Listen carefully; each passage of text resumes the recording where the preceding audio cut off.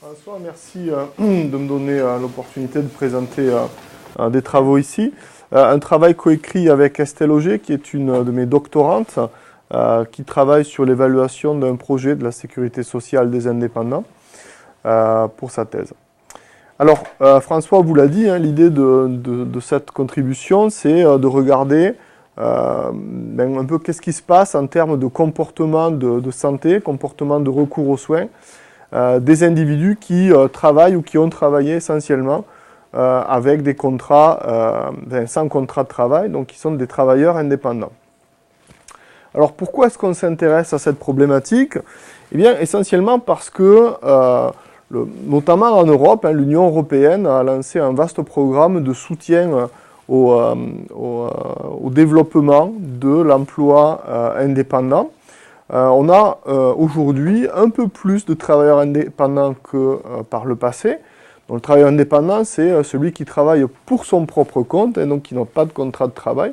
On a aujourd'hui environ 15% de la population active en Europe qui travaille pour son propre compte. Et c'est en augmentation, c'est une tendance mondiale, hein. On observe ça aussi aux États-Unis, en Amérique du Nord. Les économistes considèrent que c'est plutôt les questions d'inégalité, hein, la présence d'inégalités, le développement des inégalités, mais aussi du chômage et de la technologie qui favorisent l'émergence de ce type d'emploi par rapport à une forme plus traditionnelle qu'est l'emploi salarié. Alors avec ce développement de l'emploi, donc du travail indépendant, se développe une forme masquée de travail indépendant, hein, qu'on appelle du faux travail indépendant, qui en fait correspond à des individus qui devraient être salariés, qui sont dépendants de l'équivalent d'un patron, mais qui ont un statut de travailleur indépendant. C'est ce qu'on constate au travers aujourd'hui on parle de l'ubérisation de la société, hein, c'est un peu l'idée. Quand vous prenez un Uber, votre chauffeur est un travailleur indépendant, mais il se comporte quasiment comme un salarié. Alors pourquoi est-ce que cette forme de travail finalement dépendant, hein, même si on l'appelle indépendant, mais qui devient un peu dépendant, existe aujourd'hui? Eh bien simplement parce que ça permet de réduire les coûts salariaux attachés au contrat de travail. Donc on a un développement à la fois du travail indépendant, mais aussi d'une forme un peu secrète de travail indépendant, une forme un peu masquée de faux travail indépendant, qui nous amène à penser aujourd'hui à la fin du contrat de travail. Donc on va aller vers un système de protection sociale où un des enjeux sera peut-être la fin du contrat de travail. Alors pourquoi est-ce que dans ce cadre-là, on a des politiques publiques qui soutiennent le développement du travail indépendant? Eh bien essentiellement parce que quand vous faites une petite revue de la littérature du travail indépendant, les effets sur l'activité économique, la création de valeur, l'innovation, semblent être associés à ce que Schumpeter appelait l'entrepreneur, hein, en fait la figure de l'entrepreneur dynamique. Et parmi cet argumentaire, on a aussi un argumentaire qui concerne la santé et qui nous a fait beaucoup réfléchir la première fois qu'on l'a vu, puisque soi-disant que le fait d'être travailleur indépendant contribuerait à être en meilleure santé que les autres types de travailleurs. Alors on a regardé ce que nous disait la littérature et les données, et c'est vrai, hein, chaque fois que vous faites une photographie des travailleurs, hein, ceux qui sont indépendants sont en meilleure santé. Et une des raisons évoquées, c'est de dire que ce sont des gens qui ont des charges de travail plus lourdes, ils travaillent plus longtemps, les conditions de travail sont plus dures, mais ils ont une plus grande latitude décisionnelle, hein, et donc dans le modèle de job strain, le modèle de contrôle-demande, l'idée c'est de dire finalement ils rééquilibrent très bien leur force, leur charge de travail, donc ils sont en meilleure santé. Alors en 2015, il y a un papier de Rietveld qui est sorti, et ses co-auteurs, dans Health Economics, notre revue de référence, et qui dit, attendez, c'est pas parce que vous observez que les gens sont en meilleure santé à un moment du temps, que c'est parce que leur métier les met en bonne santé, c'est plutôt dû à ce que les économistes appellent un effet de sélection. Alors l'effet de sélection, c'est quoi? C'est que pour devenir indépendant, il faut être plutôt en meilleure santé, donc ceux qui deviennent des travailleurs indépendants sont plutôt en bonne santé. Et ce que dit Rietveld, mais ils n'ont pas pu le montrer dans leur papier, ils disent, de toute façon, notre intuition, c'est que quand même, s'il y a vraiment un effet du travail indépendant sur la santé, c'est plutôt que ça détruit la santé plus qu'autre chose. Alors ça n'avait pas été montré, et dans une contribution avec Clémentine Garouste et Alain Paraponaris, deux amis économistes de la santé en France, on s'est dit, on va regarder ce qui se passe avec des données de l'enquête SHARE, qui est l'équivalent de l'enquête santé vieillissement au Canada. On a regardé un peu ce que le travail indépendant faisait en Europe, et donc vous avez les résultats sur la diapositive, à droite de la diapo. En bleu, c'est l'estimation, toutes choses égales par ailleurs, de l'état de santé. Alors ça, c'est le test de force de préhension, donc qui mesure la force musculaire dans le haut du corps. Pour les indépendants en bleu, pour les non-indépendants en noir.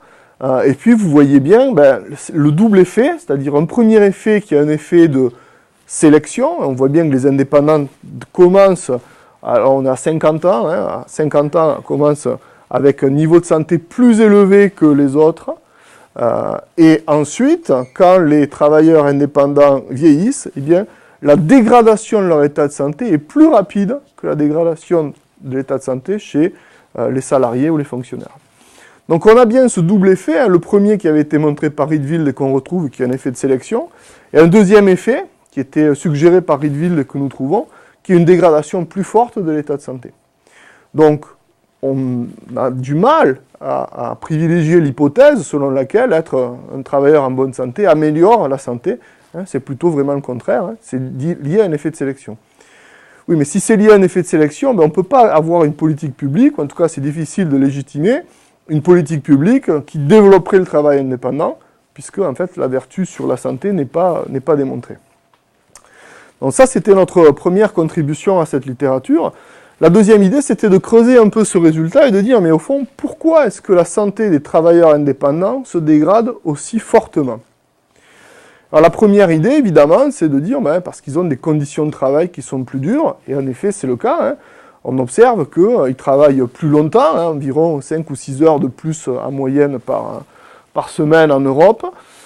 Ils ont un niveau de stress au travail qui est plus fort, mais en même temps, comme je vous le disais, ils ont aussi une latitude décisionnelle suffisamment large qui fait que le modèle de effort-reward leur dit, normalement, cette hypothèse de travailleur actif, de travail actif, fait que il ne devrait pas y avoir d'effet sur la santé intrinsèquement lié aux conditions de travail.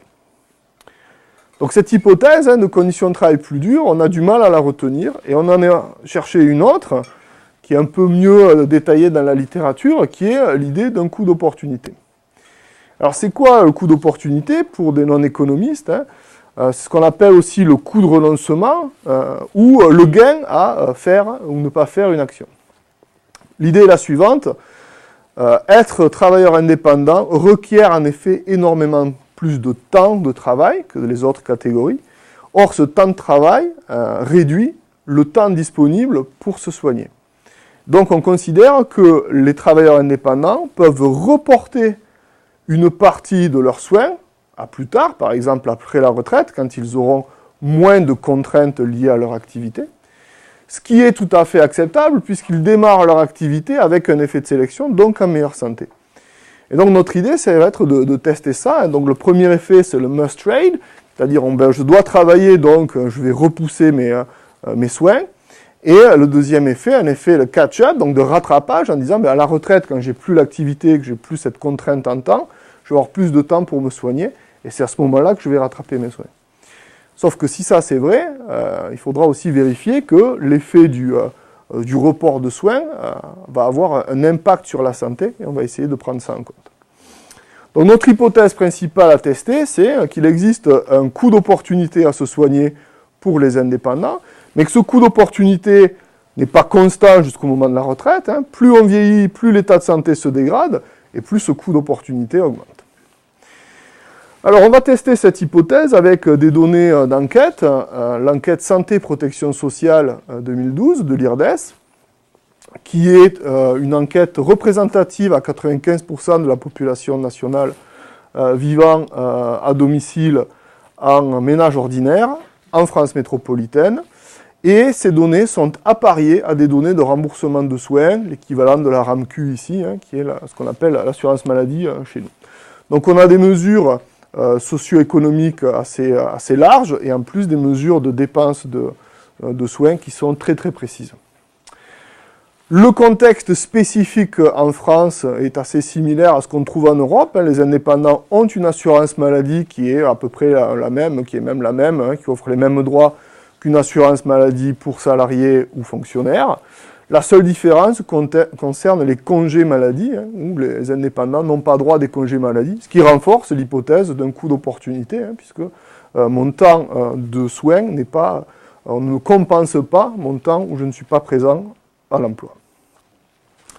Notre stratégie d'identification, ce sera sur des modèles en deux parties, parce qu'on veut regarder la consommation de soins des indépendants à différents âges de leur vie. Donc on va regarder d'abord l'accès aux soins, est-ce qu'ils consomment ou pas, des soins ambulatoires, des soins hospitaliers, et ensuite le montant ou le volume qui sera consommé. Donc c'est deux équations, une première pour l'accès, une deuxième pour le montant. En général, la seconde équation est en logarithme, puisqu'on a des dépenses très nombreuses pour des petits montants, donc qui sont concentrés, et très peu de dépenses avec des gros montants. Donc on a un effet qui est résolu par un logarithme pour rendre la moyenne, en fait, un indicateur représentatif. Bon, alors comme les économistes, quand ils font de la statistique, ont toujours peur d'avoir un coefficient qui puisse être biaisé, on a quand même utilisé une méthode par variable instrumentale, c'est-à-dire on a considéré que notre mesure du travail indépendant est une mesure qui pouvait être biaisée, en particulier parce que les médecins sont des travailleurs indépendants en France, et donc, pour la plupart, et donc ils peuvent avoir une sous-consommation de leur propre recours aux généralistes s'ils sont généralistes. Et donc on voudrait prendre ça en compte.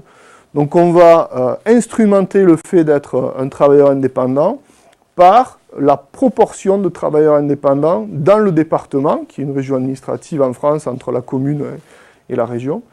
Mais ce taux d'indépendants ne va concerner que les agriculteurs, les artisans et les commerçants. Et on ne va pas prendre les professions libérales qui intègrent les médecins. Donc on va recorriger, si vous voulez, notre déclaration d'être travailleur indépendant pour voir ce que ça donne. Les travailleurs indépendants sont suivis dans le temps jusqu'après la retraite. Donc pour ceux qui sont déjà hors activité, on leur demande quel était leur dernier métier ou leur métier principal. Et on a enlevé de l'analyse tous les gens qui n'ont jamais travaillé de toute leur vie.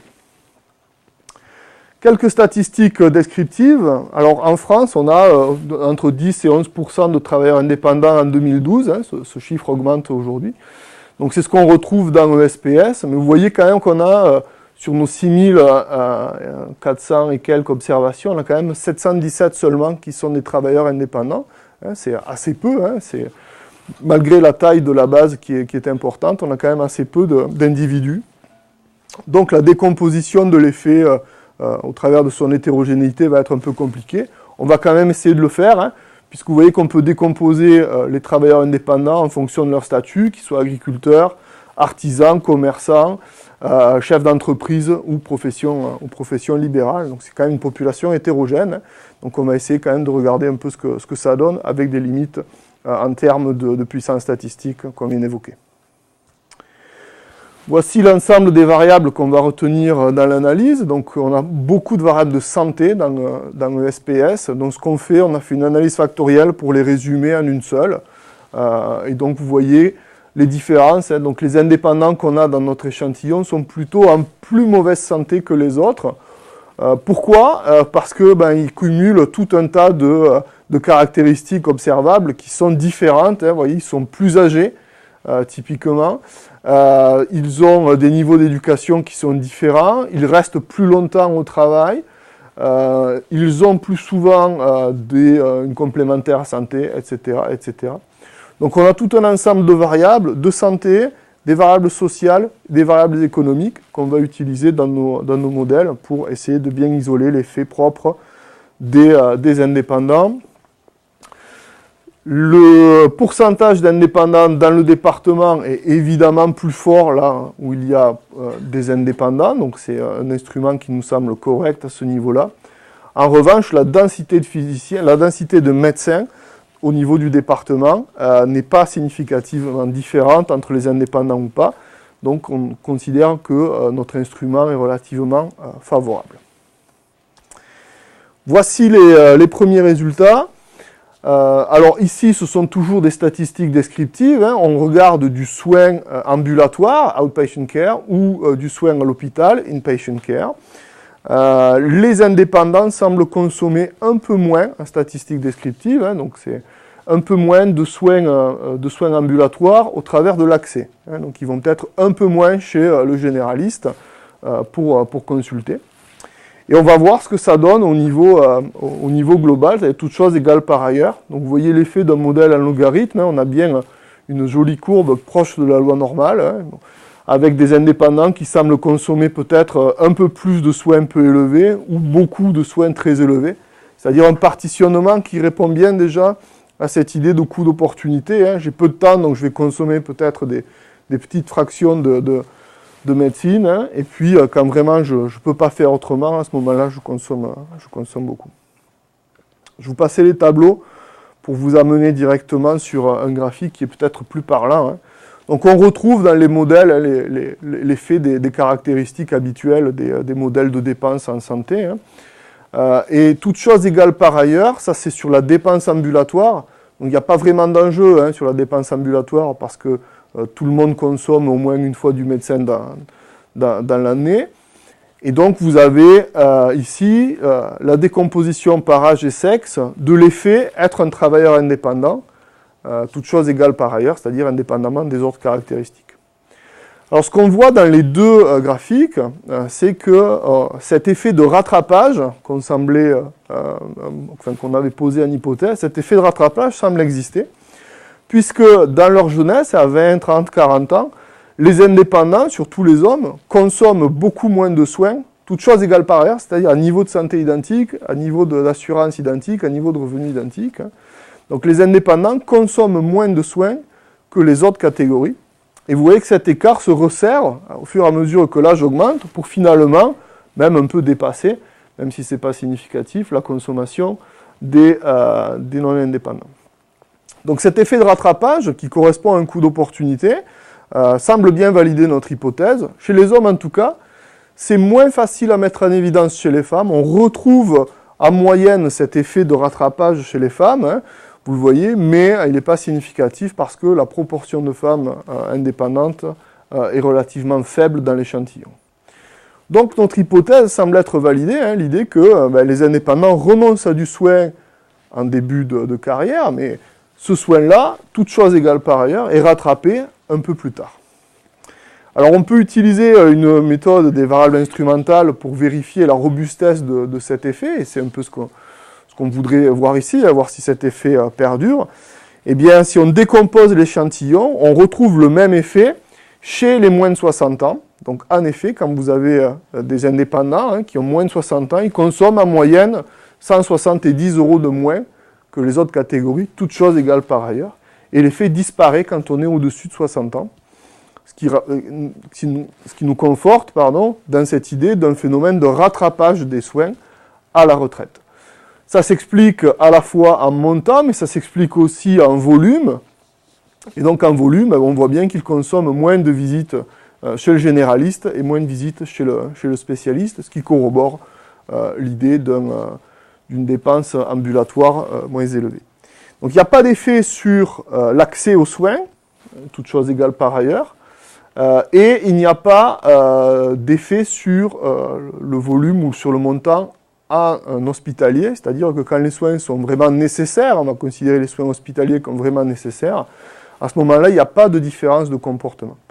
Donc tout ça fait sens avec notre hypothèse d'un coût d'opportunité chez les indépendants, qui est peut-être différent de celui des autres catégories. Donc les indépendants renonceraient à du soin en début de carrière, donc puiseraient dans leur santé. C'est un exemple assez classique en économie de substitution, ou de fongibilité en fait, du capital santé en capital économique. Je transforme ma santé en capital économique, je perds de ma santé.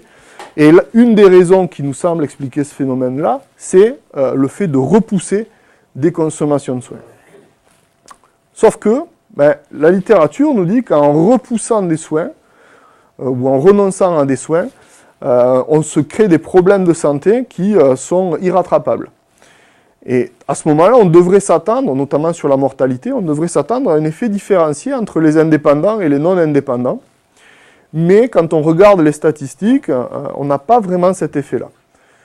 Comment l'expliquer? Eh bien, une raison possible, c'est toujours cet effet de sélection, c'est-à-dire que les indépendants, entre indépendants en meilleur état de santé, consomment tout cet état de santé, mais pas suffisamment pour tomber en dessous d'un état de santé d'autres catégories comme les salariés ou les fonctionnaires. Donc ça fait sens, c'est un peu notre contribution, hein, c'est d'avoir éclairé cette idée d'un coût d'opportunité, d'un trade-off en fait, hein, entre aller se soigner ou aller travailler, et les indépendants visiblement choisissent d'aller travailler, renoncent à des soins, ce qui fait une dépréciation assez forte de leur état de santé, ce qui représente finalement un problème de santé publique relativement ignoré jusqu'à présent, parce que chaque fois qu'on regardait les indépendants, on les trouvait en bonne santé et consommant moins de soins. On se dit, s'ils sont en meilleure santé, ils consomment moins de soins, c'est normal, ils ont moins de besoins. Alors qu'en fait, on dirait qu'ils ont beaucoup plus de besoins. Voilà un problème de santé publique qui nous importe et sur lequel on va continuer à travailler. Je vous remercie.